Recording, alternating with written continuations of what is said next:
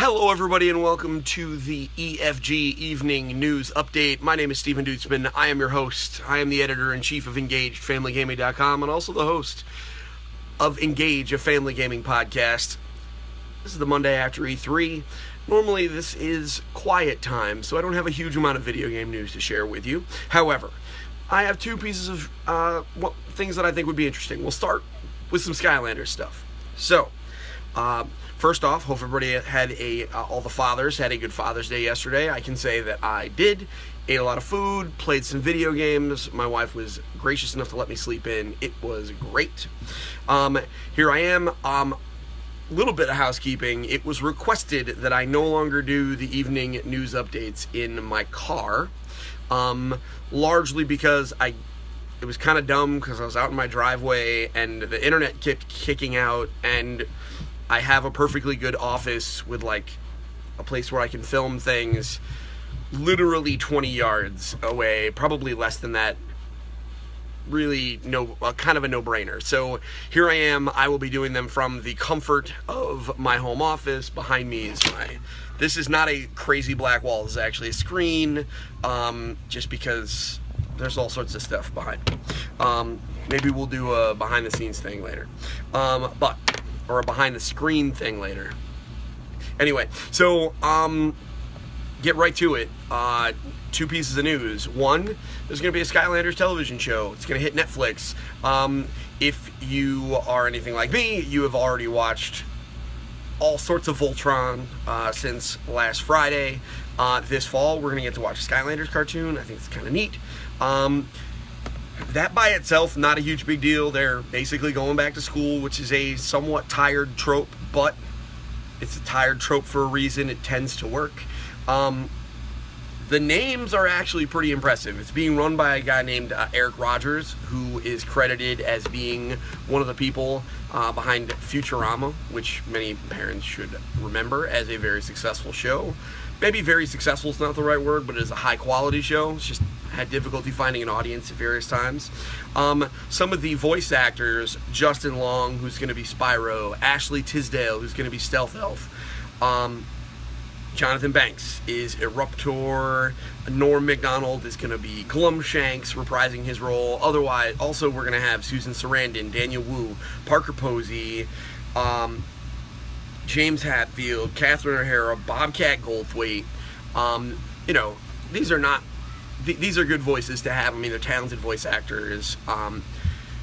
Who knows if this show is going to be any good, but this is one of the first products to come out of Activision's film and television production studio. We all know Activision makes a very big deal out of they have pillar properties, right? Like, they really don't branch out much. They own Call of Duty, they own Skylanders. They really don't push the envelope much with new intellectual property. So what they do is they find revenue streams coming out of their main branches, or their main pillars. And this sounds like one of them. Netflix is a perfect place for this. This may not have gotten off the ground at a Nickelodeon or a Disney XD or anything like that. However, on Netflix, the cost of putting it out there is relatively low. So I think that's probably a good idea. We don't know about how long the series is. We'll find out more details, I am sure, but it will be coming out on in this fall. So we will keep you up to date, and I'll probably do a review of that when it comes out, because it's very relevant to our audience. So that actually concludes our video game news for today. So what I wanted to do is talk about Magic the Gathering a bit. So if you don't like Magic, you're excused. We are, if you follow our Instagram account and some of our other things, we are planning to do coverage for collectible card games. We're just working out the kinks of trying to figure out how to make that coverage work. And some of those kinks are getting worked out very soon, because there is a new expansion coming to Magic the Gathering. It is called Eldritch Moon. This is a horror-themed set. We just started today, June 20th, with the first day of what they call spoiler season. Now what that means, this is actually kind of interesting from a business perspective, is every day they spoil a new card, and sometimes a few cards. Now, back in the day, and by back in the day I mean, you know, a number of years ago when I played last, or really when I first started, there were whole websites that were dedicated to nerds number crunching and figuring out exactly, you know, basically trying to steal information about cards and get them leaked. So they would talk to sources and they would leak information about these cards. Now, anyone working on a Magic the Gathering set, since those cards are collectible, since they have an impact on the competitive scene, because there is a professional Magic the Gathering tour, and there are people who make their money writing about and competing in Magic. So they keep these new card designs, etc., under lock and key, strict non-disclosure agreements. And part of the reason for that is that if a team of professionals got access to the information ahead of time, they would begin play testing and theory crafting and writing before anybody else could. So it imbalances their game, which is bad for it, because the idea is the professional scene, there's a lot of reason why a lot of kids play Pee Wee football, right? Because they see what the professionals do, they want to emulate that. It's very similar to Magic the Gathering. The difference is anyone can get there if you put in enough work and you're really good with math. I'm not. That's why I don't play Magic professionally. So they started this thing called spoiler season, and what that means is they kind of took the wind out of all those sails and limited the channels through which cards are released by, you know, they start with Mark Rosewater, who is the man behind Magic right now. He's not the man that invented it, but he's the man behind Magic now, he's like their lead designer, etc. He comes out, he explains the theme of the new set and some of the story and some of the plot, because they do actually have a plot, and then he reveals a card. Usually it is the premiere card. It is something, you know, super cool, super flavorful, and so it goes, he revealed a new creature today. Now, you can Google this, you can see the image if you are interested. Frankly, if you play Magic, you already know this card.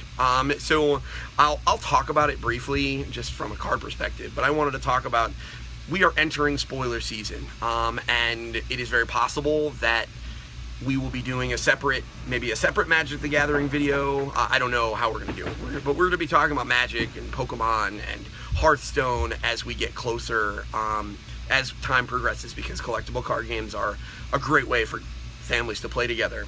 But I wanted to kind of, you're going to hear me talk a lot about spoiler season on Twitter and things like that, so I wanted to take a moment to talk about that. What they'll do is he reveals one card, and then they distribute cards to various outlets, and they get to spoil a card. And the way they do that is they would write an article or put up a video or a podcast where they get to reveal what the card is and talk to their specific audience, and then everybody gets to kind of revel over it. And Magic, the mothership, the main Magic the Gathering website, they have a series of writers internally who will all have kind of a specialty. So for example, someone that's really focused on limited might only do limited formats and may have a card that is specifically targeted for limited. Limited being you get a certain number of packs and you're just opening those and playing with that, as opposed to buying whatever you want and constructing them ahead of time. They may have guys who like flavor, which is cards that are designed in such a way that they kind of tell a story all unto themselves, and he or she will spoil a card like that, and they do this for 2 to 3 weeks, and then boom, they release the whole visual spoiler, which is images of all the cards and the names of all the cards, and everybody gets to go crazy looking at them, and then they have pre-release tournaments, and then the cycle continues 3 months later. So the basic gist of this new card is it is called Emrakul, the Promised End. It is a legendary creature. Now, Emrakul is, for all intents and purposes, Cthulhu. If you don't know who Cthulhu is, I don't know what video game universe you pay attention to, but Cthulhu is essentially an ancient god driven by madness, gonna destroy the world. It's very Lovecraft, etc. In the Magic universe, there are a number of planes. They're all distinct and separate. You can't, the rule of the world is you can't go from place to place unless you're supremely powerful. You're a planeswalker, right? Makes sense. There are very few planeswalkers. Being able to travel from place to place means you are immensely powerful. There are a few exceptions. We accept that. But for the most part, you got to be a planeswalker to travel. The last set featured the land of Zendikar, which is this crazy, beautiful world of adventure where the land itself is alive.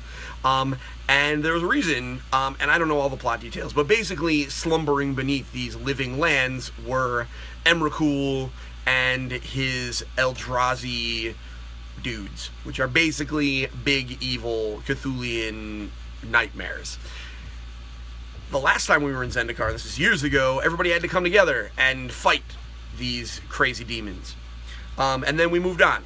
The story continues or based around these various planeswalkers. Some Magic nerds are going to come at me in the comments hard and tell me that I did this wrong. But the idea is, we had a new set recently that was returning to a place like a horror set. But we revisited, and there were numerous cards that had imagery that led us to believe that Emrakul was coming back. Hey, Mario. So, but we didn't know that Emrakul was coming back.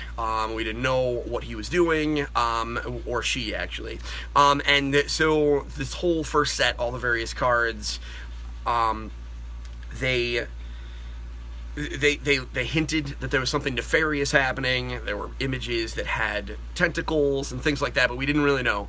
And now we have confirmation. Emrakul has returned with his, or her, I'm not really sure this creature's gender, and is taking over this world. So this whole set is going to be themed around this creature taking over the world, which is kind of dark, if you think about it, because it's Lovecraftian horror is a genre of horror, but I think it's pretty interesting. The fans of Magic the Gathering, if you look at various sites, are complaining about the card itself, obviously that it's not powerful enough. I'm not a professional Magic player, so I don't really know. However, from an art perspective, it's a giant tentacled monstrosity that's destroying an entire city, while also just kind of resting quietly above it, kind of like a UFO. I definitely recommend you look up the art. It's Emrakul, The Promised End. It is a big old creature with a big old power and toughness and a whole bunch of abilities, including the ability to control your opponent's next turn, which means you can do all sorts of nasty stuff to them. It is a card that, if you are a good Magic player, you will do better at that than if you are a bad Magic player, so it does kind of test your abilities, but it is what it is. I'm a huge fan of the art. I will probably own a copy of this card, if for nothing else, just because the art is interesting. But that's really it for news for us. It's the start of spoiler season. It is the, we got the new Skylanders TV show. Hopefully, we're still recovering from E3, so my guess is that the news will start trickling out. If we don't hear anything else, then tomorrow I'm going to talk in depth about the Nintendo NX, because I think I have some information and some thoughts on that I'd like to touch on. But until tomorrow, this has been your EFG Evening News Update. It's been a pleasure. We will talk to you tomorrow. Until then, play some more games with your kids. We'll see you soon. Bye now.